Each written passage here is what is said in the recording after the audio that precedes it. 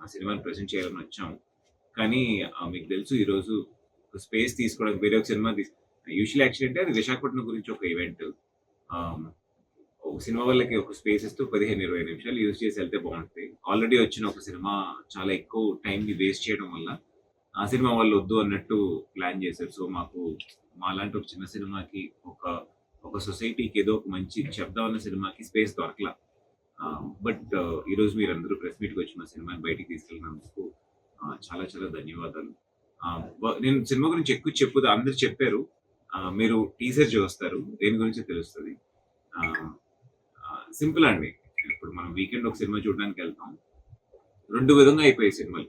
ఇప్పుడేంటంటే ఎక్స్‌ట్రీమ్ వయలెన్సు ఆ సైడ్ ఒకటుంది. అండ్ ఇంకోటేంటంటే బాగా మంచి ఫ్యామిలీ సినిమాలు. ఇప్పుడు 'సంక్రాంతికి' చూసారంటే మొత్తం ఫ్యామిలీ. శర్వానంద్ గారు కానివ్వండి, మెగాస్టార్ గారు కానివ్వండి, నవీన్ పోలిశెట్టి గారు కానివ్వండి, ఫ్యామిలీ సినిమాలు బా ఆడాయి.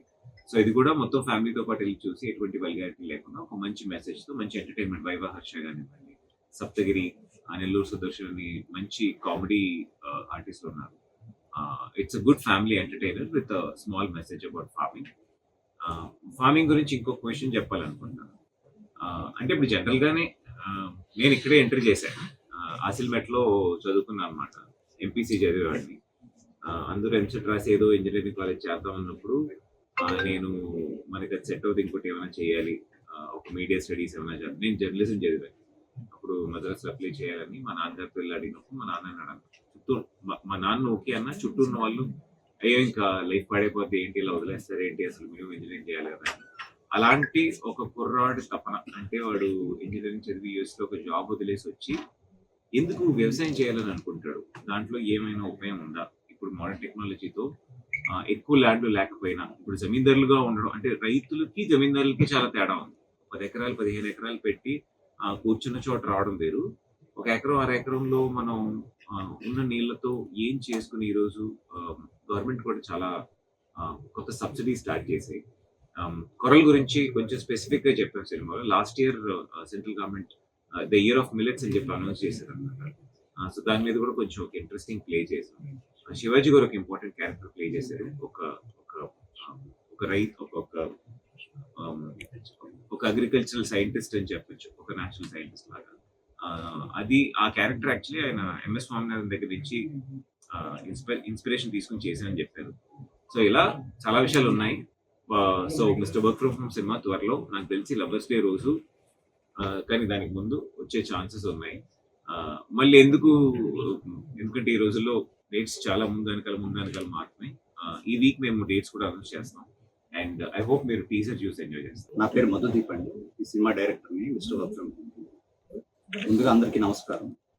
సో ఫస్ట్ యాక్చువల్లీ మూవీ గురించి మనం మాట్లాడుకోవాలనుకుంటే ఖచ్చితంగా దీంట్లో ఒక 2 ఇంట్రెస్టింగ్ టాపిక్స్ టచ్ చేసాము. ఒక టాపిక్ వచ్చేసి ఏంటంటే బేసికల్లీ మీకు అందరికీ తెలిసిందే భారతదేశం అనేది ఒక కర్మభూమి. సో ఇండియా అనేది అగ్రికల్చర్ మీద నిర్మించబడింది. కానీ ఎక్కడో ఏంటంటే అగ్రికల్చర్ని మనం దాన్ని కొంచెం చులకన చేసి చూడడం స్టార్ట్ చేసాం. సో ఈ చులకన భావం పోవాలంటే అన్ని ఇండస్ట్రీస్ ఇవాల్వ్ అయినట్టు అగ్రికల్చర్ కూడా ఇవాల్వ్ అవ్వాలి. సో దానికి మేము చూసిన ఆలోచన ఏంటంటే ఇవాల్వ్ అంటే ఎలా అవ్వాలి. సో ఖచ్చితంగా టెక్నాలజీ దీనికి తోడవ్వాలి. సో టెక్నాలజీ కనుక తోడైతే కనుక 100% అగ్రికల్చర్ ఇవాల్వ్ అయ్యి మళ్ళీ మన భారతదేశానికి ఇంకా మనకి గర్వకారణంగా నిలబడేలాగా మనం మార్చుకోవచ్చు అనేది అనిపించింది. సమ్వేర్ ఎక్కడో అవుతున్నాయి కానీ ఇంకా ఇంటెన్స్గా అవ్వట్లేదు అనే పాయింట్లో నేను నా ప్రొడ్యూసర్ యాక్చువల్లీ వర్కౌట్ చేస్తాను. సో ఈ వర్కౌట్ చేస్తున్న ప్రాసెస్లో సమ్వేర్ ఆయన సాఫ్ట్వేర్ ఇండస్ట్రీ నుంచి రావడం వల్ల ఆయన వర్క్ చేస్తున్న టెక్నాలజీస్ని దీంట్లో ఇంప్లిమెంట్ చేస్తే ఎలా ఉంటుందనే ఆలోచన బాగా వర్కౌట్ అయిందండి. సో అగ్రికల్చర్ అనేది ఇవాళ బేసిక్ ప్రాబ్లం ఏంటంటే ఈ మనుషులతో చేసే అగ్రికల్చర్ వల్ల గిట్టుబాటు కావట్లేదని మాకు మేజర్ కంప్లైంట్ వచ్చింది. అసలు మనిషే లేకుండా అగ్రికల్చర్ మనం చేయొచ్చు. ఎలా అంటే మనిషి సపోర్ట్ లేకుండా. ఫర్ ఎగ్జాంపుల్ మనం ట్రాక్టర్ పెట్టి మనం దున్నాలంటే ఖచ్చితంగా ఒక మనిషి కావాలి. కానీ మనం కనుక టెక్నాలజీ అప్లై చేస్తే మనం ఏదైతే మన భూమికి ఉన్న డైమెన్షన్స్ ఉంటాయో ఆ డైమెన్షన్స్ కనుక మనం ఆల్గారిథమ్గా క్రియేట్ చేసి ఆ టెక్నాలజీకి ఇవ్వగలిగితే అది ఎగ్జాక్ట్ అదే డైమెన్షన్స్లో మనిషి లేకుండా అదే ట్రాక్టర్ దున్నుతుంది. సో ఇది ఇలాంటి అడ్వాన్స్డ్ టెక్నాలజీస్ అన్ని ఈ సినిమాలో మనం చూపించాం బేసికలీ. అలాగే మీకు ఆల్రెడీ తెలిసిందే డ్రోన్తో మందు కొట్టడం అనేది ఆల్రెడీ మీ ఏరియాలో కూడా స్టార్ట్ అయ్యింది. బేసికల్లీ ఇది అందరికీ స్టార్ట్ అయింది, కానీ బేసికల్లీ దీంట్లో ఒక చిన్న విషయం కూడా మీకు చెప్పాలనుకున్నాను. అసలు ఇది ఎందుకు డ్రోన్తో మందు కొట్టాలి అనే విషయం కనుక మనం అనలైజ్ చేయాల్సి వస్తే, దీనికి ఎగ్జాంపుల్ మనం పంజాబ్ని తీసుకోవచ్చు. పంజాబ్లో అసలు ఒక క్యాన్సర్ ట్రైన్ ఉందనే విషయం కూడా మేము యాక్చువల్లీ మా రీసెర్చ్లో తెలిసింది. దానివల్ల ఏంటంటే బేసికలీ ఎందుకు వచ్చింది క్యాన్సర్ అని మనం కనుక అనలైజ్ చేస్తే, కేవలం మందు కొట్టడం వల్లే వచ్చింది అనే పాయింట్ మాకు తెలిసింది. అక్కడ రైతులు చేతులతో మందు కొట్టడం వల్ల అదంతా పీల్చి వాళ్ళు క్యాన్సర్ బారిన పడుతున్నారు. సో దాన్ని కంట్రోల్ చేయడానికి ఏం చేయాలనే ఆలోచనతో డ్రోన్ పుట్టుకొచ్చింది. సో ఈ డ్రోన్తో కనుక మందు చల్లితే అసలు మనిషి అవసరం లేకుండానే అన్ని ఎకరాలకి అదే సాగు చేసి మందు కొట్టేలాగా చేస్తుంది. సో ఇలాంటి ఇంట్రెస్టింగ్ టాపిక్స్ చాలా విషయాలు తీసుకొస్తూనే ఇంకొక చిన్న విషయం దీంట్లో ఎలా ఇంక్లూడ్ చేసామంటే, జనరల్గా మనకి భూమిలో సారం లేదంటే కనుక మనం ఏం చేస్తామంటే ఈ భూమిని రియల్ ఎస్టేట్కి ఇచ్చేయడం, లేకపోతే జస్ట్ క్యాజువల్గా అమ్మేయడం చేస్తాం. కానీ సారం లేని భూమిలో మనం ఎందుకు అమ్మాలి? అమ్మేస్తే ఏమవుతుంది? జనరల్గా ఒక లంసమ్ అమౌంట్ వస్తుంది. ఆ అమౌంట్ ఎప్పటికీ ఏంటంటే మనకు బ్యాంక్ ఇంట్రెస్ట్ అనిపిస్తుంది, లేదంటే మన ఖర్చులకు ఉపయోగపడదు. కానీ ఒక భూమి అమ్మేయడం వల్ల అది ఇచ్చేది మనకి ఎప్పటికీ లైఫ్ టైం అయితే కాదు, ఖచ్చితంగా ఏదో రోజు అది అయిపోతుంది. సో ఈ భూమిని అమ్ముకోకుండా సారం లేని భూముల్లో కూడా మనం మిల్లెట్స్ పండించవచ్చు. సో మిల్లెట్స్ ఏంటంటే ఎలాంటి భూములైనా పండుతాయి అనే టాపిక్ కూడా దీనిలో డిస్కస్ చేస్తాం. తెలిసే ఉంటుంది, ఒక అమ్మాయితో బతకడానికి హీరో పడే తాపత్రయం, దేశం కోసం ముందుకు వెళ్లాల్సిన తన బాధ్యత, ఈ రెండింటి మధ్య జరుగుతున్న కాన్ఫ్లిక్ట్స్తో చాలా డీల్ చేస్తూ సింపుల్గా మీరు థియేటర్లోకి వచ్చి ఆల్రెడీ సెన్సార్ లెంత్ లాక్ చేసాం 2 hours 9 minutes.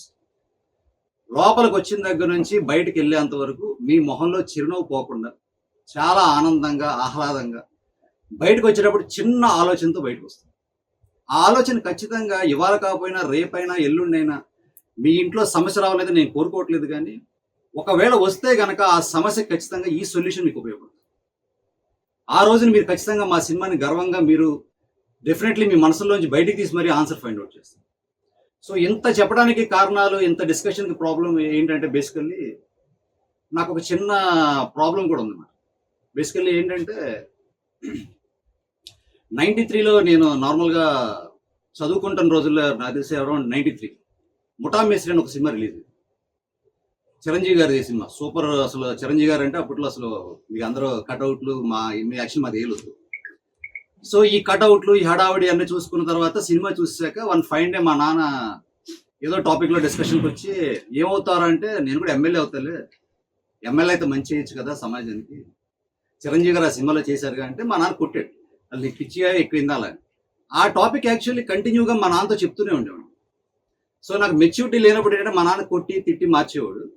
ఎప్పుడైతే నాకు మెచ్యూరిటీ రావడం స్టార్ట్ అయిందో మా నాన్న అనేవాడు, మన దగ్గర అంత డబ్బులు లేవురా, ఎమ్మెల్యే అవ్వాలంటే డబ్బులు కావాలి కదా అని చెప్పాడు. సరే ఇదేదో తెగేలా లేదులే అని చెప్పేసి ఏదో ఆ కింద మీద పడుతూ మ్యారేజ్ వరకు వచ్చాను.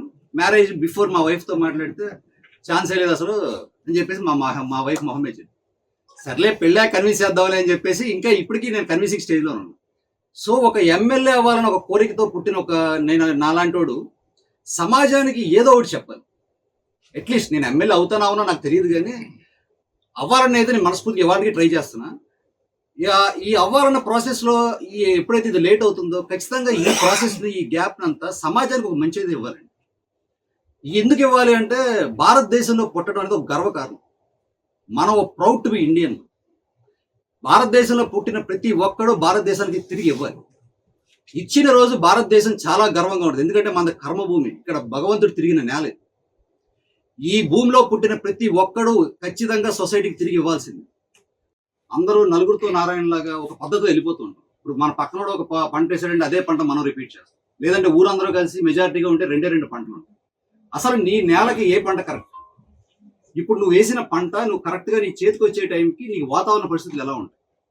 సో ఈ వాతావరణ పరిస్థితుల వల్ల నువ్వు ఏ రకంగా ఎఫెక్ట్ అవబోతున్నావు? సో ఇవన్నీ ఏంటంటే ఖచ్చితంగా డీల్ చేసి చాలా అద్భుతమైన ఆన్సర్ ఇచ్చింది.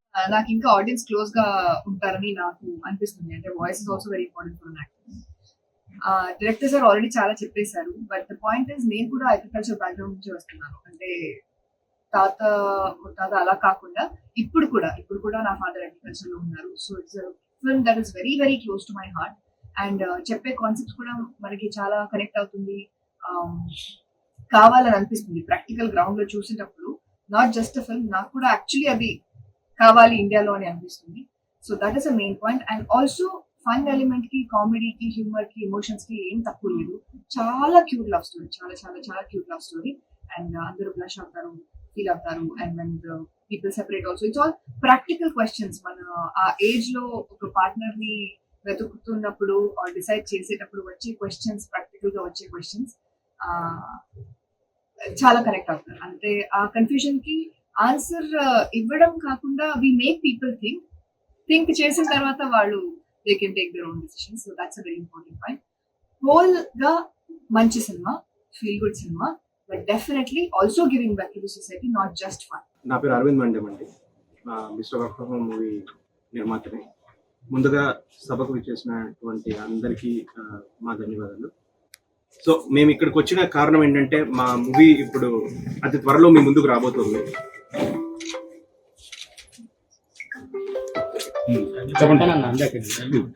సో మేము ఇక్కడికి ఎందుకు వచ్చామంటే మా మూవీ అతి త్వరలో మీ ముందుకు రాబోతుంది. సో అద్భుతమైనటువంటి కథాంశంతో ఇప్పటికీ మేము ఒక టీజర్, ఒక సాంగ్ లాంచ్ చేయడం జరిగింది. అడ్వాన్స్డ్ అగ్రికల్చర్ ఏ విధంగా మన రైతులకు ఉపయోగపడుతుందన్న కథాంశంతో, అట్లాగే ఒక మానవ సంబంధాల మధ్య జరుగుతున్నటువంటి ఈ కాన్ఫ్లిక్ట్స్, ఈ రెండింటిని ప్రధానంగా మేము పరిగణలో తీసుకుని ఈ మూవీ చేయడం జరిగింది.